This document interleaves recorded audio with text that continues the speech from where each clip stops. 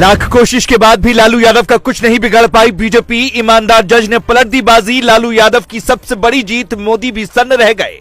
लालू यादव ने अटका दी बीजेपी की सांसें। 24 के चुनाव से पहले पलट गई सारी बाजी। बीजेपी के भी वोटर लालू के साथ आने को हुए राजी। लालू के 2 ऐलान से हिल गई दिल्ली। तेजस्वी यादव भी देखकर रह गए दंग। नीतीश ने कहा मान गए गुरु। लालू ने एक बार फिर दी बीजेपी को पटखनी।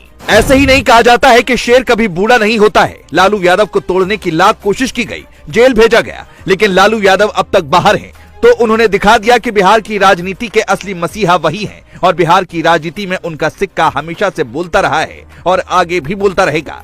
लेकिन लालू यादव से बीजेपी अब बुरी तरह से घबरा गई है। इसीलिए लालू यादव को दोबारा जेल भेजने की कोशिश की गई। पूरा प्लान तैयार किया गया, लेकिन आखिरी मौके पर सबसे ईमानदार जज ने सारी बाजी पलट दी और पतंग की डोर लालू यादव के हाथ में आ गई। बीजेपी लालू यादव को जेल भेजकर 24 के चुनाव में खेल करना चाहती थी, लेकिन अब लालू ने ऐसा खेल बीजेपी के साथ कर दिया कि 24 के चुनाव में बीजेपी के वोटर भी अब लालू के साथ आएंगे और मिलकर बीजेपी को हराएंगे।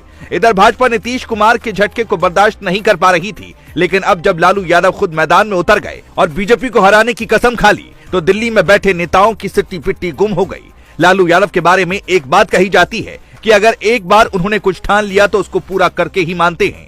लालू की पूरी सियासत ही सत्ता के इर्द गिर्द रही है। दिल्ली में सरकार किसी की भी रही हो, लेकिन तूती हमेशा लालू यादव की बोली है। लेकिन जब से बीजेपी सरकार आई है, तब से लालू की मुश्किलें लगातार बढ़ी हैं। उन्हें जेल की हवा भी खानी पड़ी है, लेकिन इस समय लालू यादव जेल से बाहर हैं और उन्होंने इसीलिए अब बीजेपी को सत्ता से हटाने की तैयारी की है। लालू यादव खुद अब मैदान में उतर चुके हैं और हर घर जाकर बीजेपी सरकार की पोल खोलने का काम कर रहे हैं।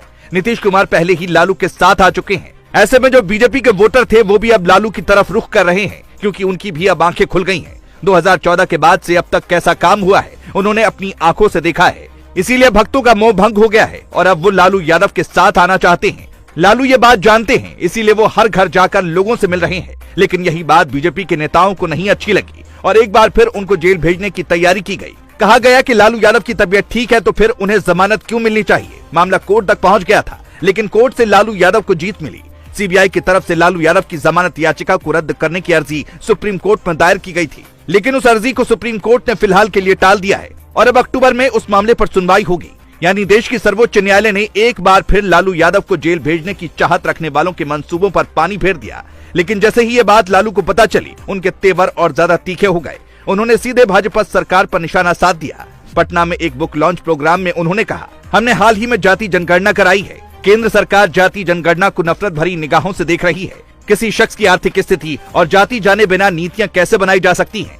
भाजपा हमेशा जातीय जनगणना से भागती रही है, लेकिन अब लालू यादव ने जातीय जनगणना का कार्ड खेलते हुए बिहार में बीजेपी को पटखनी देने का सुपर प्लान तैयार कर दिया है। बीजेपी को लालू यादव ने पूरी तरह से फंसा दिया है। इसीलिए अब कहा जा रहा है कि 24 के चुनाव के सिकंदर तो लालू यादव ही बनेंगे। वैसे आपको क्या लगता है, 24 में क्या विपक्ष मोदी को हरा पाएगा या नहीं? अपनी राय दें।